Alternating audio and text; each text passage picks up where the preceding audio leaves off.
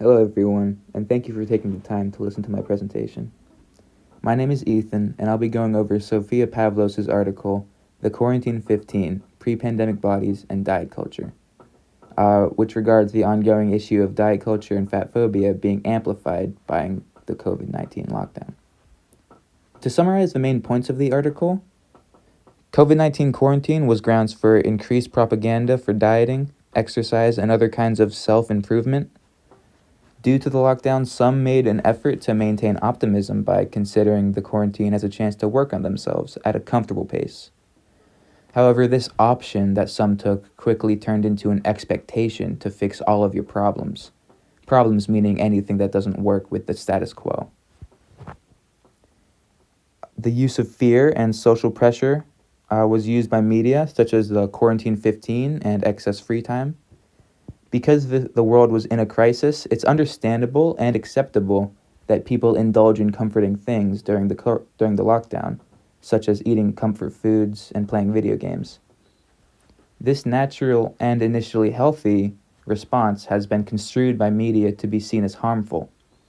As can be seen on the picture in the top right, news outlets and social media have used certain studies, which are largely disingenuous, to spread fear about the Quarantine 15, which is an idea that on average people will gain 15 pounds during the lockdown, and that this was bad and that it must be fixed. And the extra free time that was inevitably created by the quarantine was also used to guilt trip vulnerable communities like women and youth into thinking that they have to use that free time to become perfect. Dangerous consequences.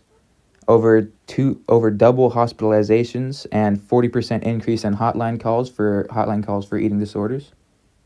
If the negative diet culture wasn't bad enough, the emphasized goal for weight loss had other consequences in increasing hospitalizations and urgent calls for youth with eating disorders.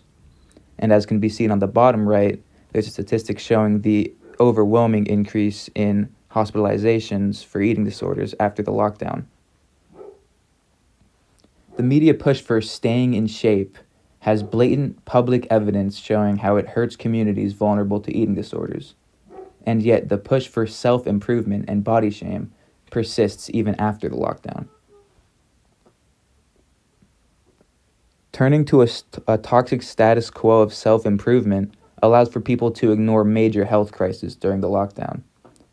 There was an idea going around of pre-pandemic bodies that went along with Quarantine 15, and this was used to direct media attention to staying in shape rather than focusing on what truly mattered at the time, which was the global health crisis affecting everyone. In reality, if it would be much more beneficial to allow or even promote some self-indulgence in an effort to bring the community together in the midst of the pandemic at the best way possible. Overall, fat phobia has always been present in society before the pandemic. The primary force of internalized fat phobia has been the fear of being ridiculed or treated unfairly. But now, after the self-improvement pressures of the lockdown, there's been a heightened sense of fear of feeling like a failure, as if having a body that didn't fit the status quo meant that you failed the pandemic somehow. Body acceptance remains to be the most crucial step to beating fat phobia in our society, even after the pandemic. Thank you very much.